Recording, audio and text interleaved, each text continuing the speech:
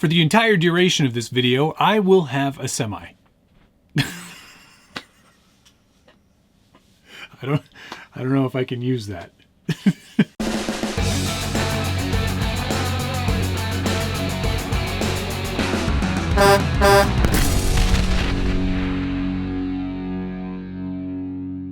Welcome back to the Scale Builders Guild. Thanks again for watching. Today it's RCPC episode 2. And in this episode, I finally have the semi built.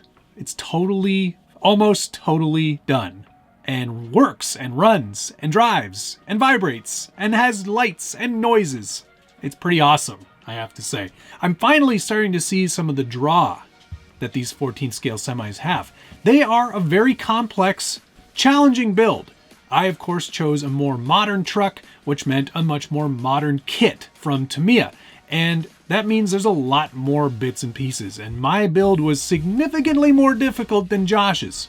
His looks very cool as well, but man, I'm just so chuffed at that thing. It looks so great. Let's pull it off of there, put it on the bench so we can get a better look at it.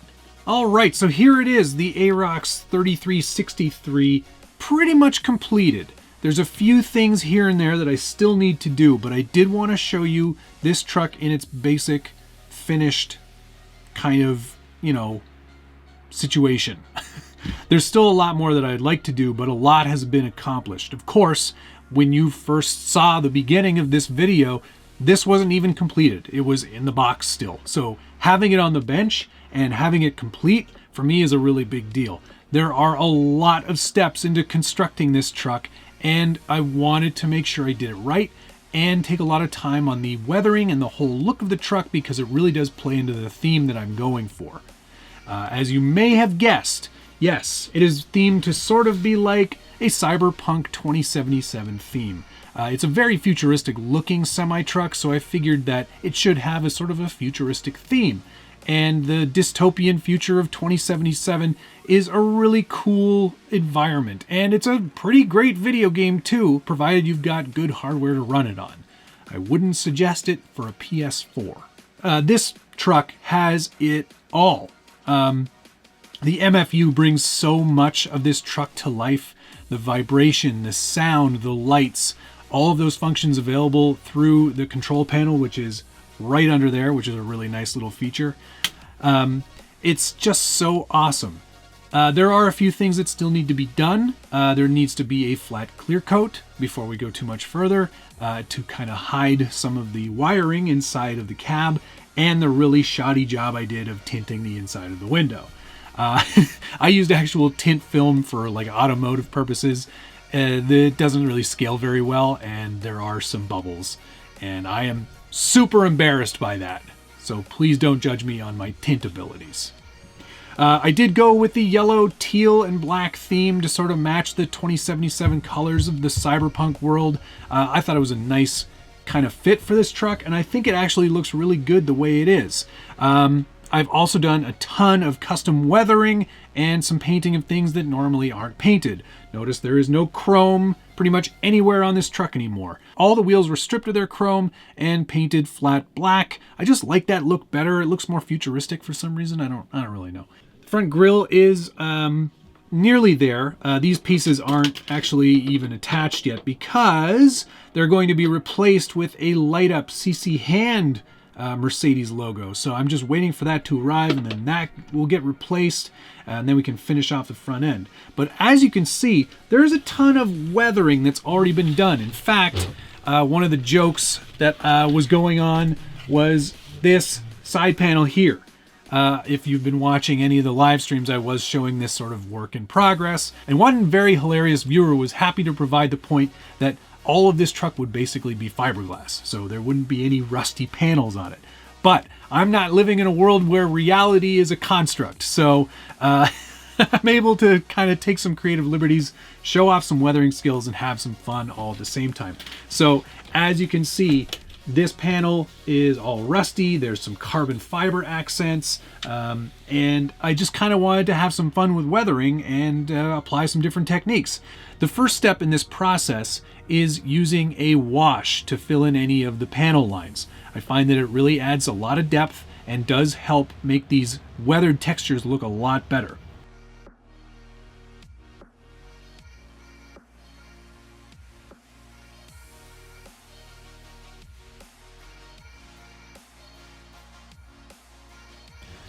So after that initial panel line weathering is done, oil dot is this really cool technique that Richard, pardon my noob, Turks and Jerps on Instagram, was keen to point out to me.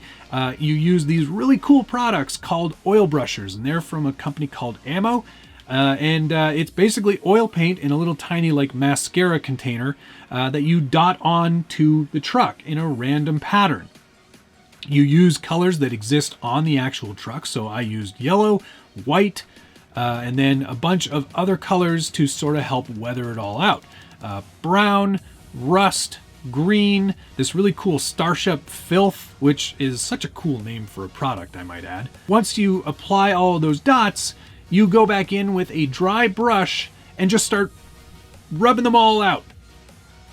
That sounds awful. You start rubbing them away or brushing them away in a very quick manner to try to blend them all in, and then you get this really cool sort of rain-weathered effect that just looks so awesome because it really makes the paint look completely random in terms of the weathering, and that's what you want.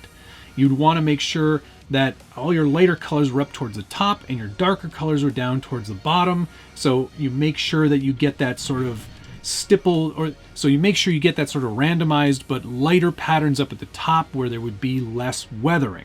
There's more grime down at the bottom of a truck naturally, so it's going to appear to be lower here or around panel gaps or any of those sorts of things.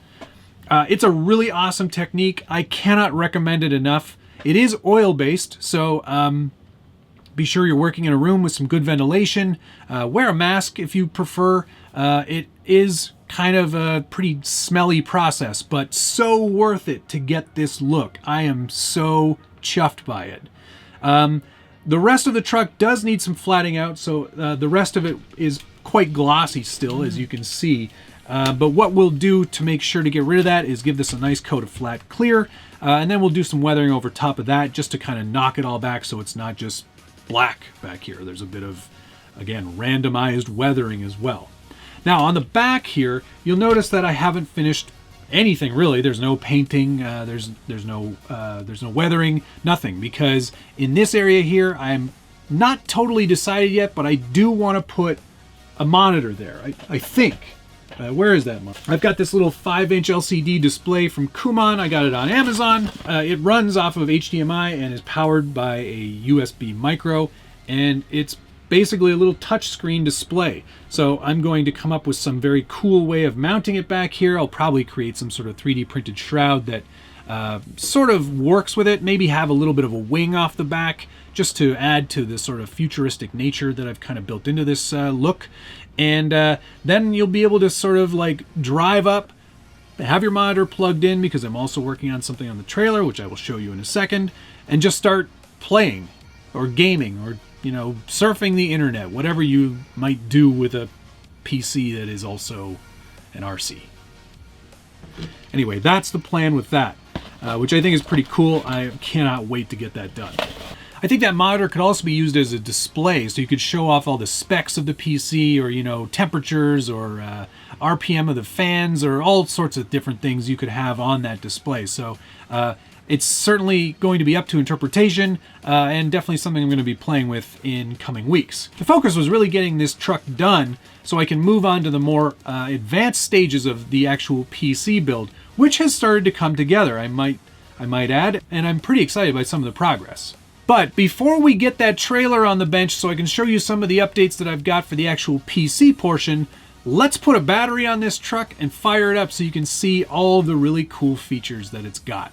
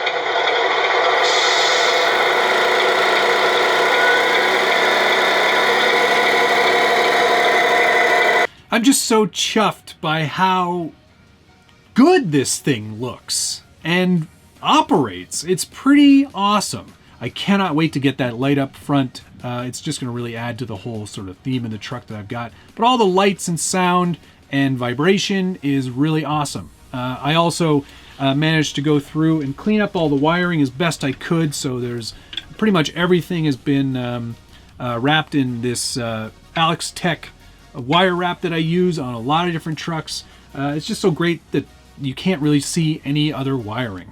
I just think that's so awesome. It's pretty cool. I'm really, really excited about this portion of the build.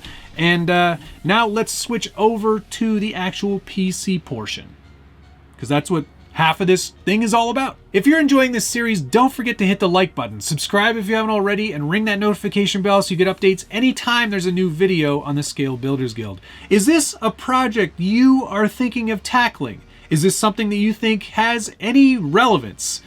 Is it something that you think could be the next wave in both PC case mods or RC mods, for that matter? Put a comment down below. You know I love reading through your feedback, and I try to answer as many of them as I can. Okay, so there's been some pretty significant changes since the first video. The PC itself is starting to come together, and I'm starting to get things mounted up. All of it just sort of temporarily in place. There's still tape on the bottom of the build here. These are some rough 3D prints that I've done just to kind of map everything out and see how it's all going to go together. One of the biggest challenges I was having was, where am I going to put this video card so it gets some ample air to it and away from it, and also make sure that I could actually connect it to the motherboard in this configuration. It's a pretty big challenge. So what I had to do was get this massively long 600mm thermal take riser cable, and this cable is of course what connects the motherboard to the actual GPU, and it needed to be this long so it could be nice and flexible.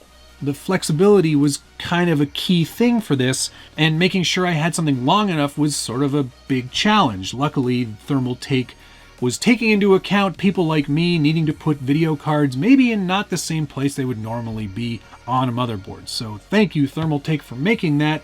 It's made my job of building this PC a heck of a lot easier. Also, one of the other challenges with the GPU was making sure that it was set in the proper kind of configuration so I could get the actual cables mounted. So the whole thing, as you can see here, sits higher up than the actual base of the trailer.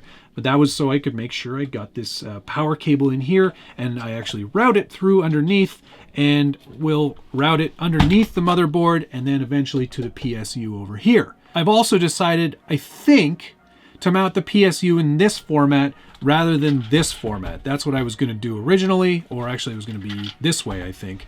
But I think this makes a little more sense just for making sure I'm distributing the weight more evenly left to right of the trailer, so I'm not, like, you know, stacking everything on one side so it's a little bit tippy. This way it kind of evens things out. Because of the GPU being on this side, I should have the PSU over here. They're about the same weight, so just figured that for optimal weight distribution would be best.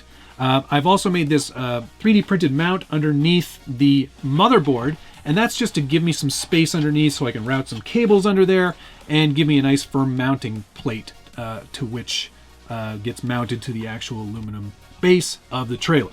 And then I've also got on this side here, which I'll try to show you without damaging anything here, I've also put a fan on this side. I haven't cut the hole yet in the bottom of the plate, but that is for exhaust, and I'll be exhausting the hot air from the GPU, because the fans on the GPU are on that side, as you can see.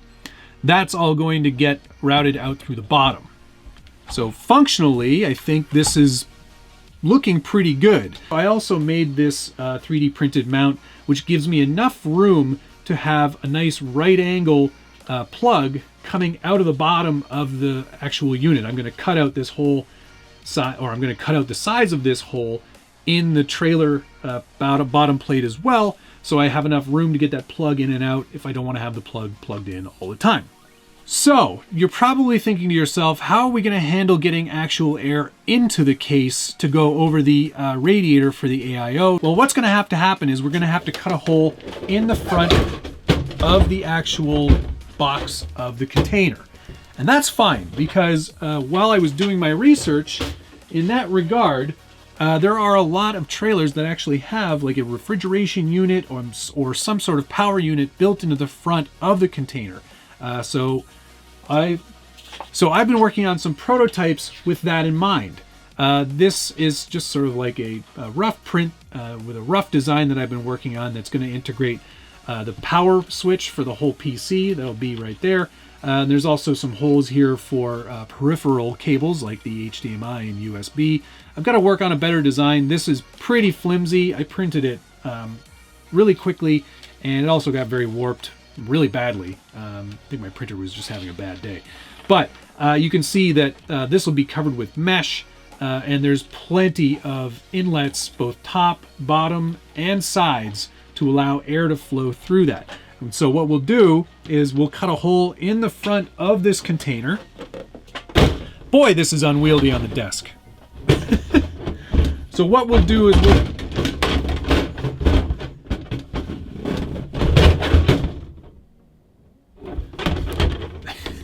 What we'll do here is we'll cut a hole in the front of the container, and we'll kind of make a mount for this. I'll probably end up making this a little bit larger. Things are a little bit tight on real estate there. And then we'll actually have like sort of an I/O sort of unit at the front of the trailer, so none of the other cables other than the USB and the HDMI are coming out of there for that monitor. That's the plan anyway. I did purchase all of these flexible cables with the coil, so it kind of looks a bit semi-esque. If any of this coil were to stick out, it would just kind of have that kind of, semi, airline kind of look. Oh yeah. So my keyboard choices, I'm not going to say that I'm finicky about my keyboards, but I do have 4 keyboards now. And this is the latest one that I've picked up. This one's from a company called Ducky. This is a Cherry MX brown switch keyboard, and I've swapped out the keys for this retro look. I thought it was kind of perfect for the Hacker Man style build that I'm going for. And with a weathered, older look, I thought an older style, but still new keyboard was the right way to go. This one is not wireless. It is a wired keyboard, so we're going to have to work on some sort of USB hub somewhere to make sure that we have enough ports coming out of the actual case. But I really loved the look of this keyboard, and I love the sound of it. It's so buttery smooth. This is like heaven for keyboard geeks, which I believe I have become now. I think that's pretty much where we're at. There's been a lot of significant progress, and I'm pretty excited about actually posting this PC and getting it to really work. Will it play Cyberpunk? No, probably not. I think I'm going to be bottlenecked by my GPU. But will it play other games? Absolutely, 100%. Cyberpunk is pretty well known for being pretty graphics intensive, especially if you have ray tracing on. Don't get me started, because I don't know where to start on all the tech. It's been a very fun challenge, and again, my thanks to Tamiya and EVGA for allowing us to do this project. Josh and I are having an amazing time, and I am actually really excited to see what Josh is up to. He's putting a lot more effort into making his PC look good. This is a dog's breakfast, I'm not going to lie. It's certainly not beautiful, but it's going to be more of an art piece once we're all finished. Okay, so that's where we're at. A very cool RC, a very cool PC coming together here right before your eyes. Thank you so much for watching. We'll see you again soon.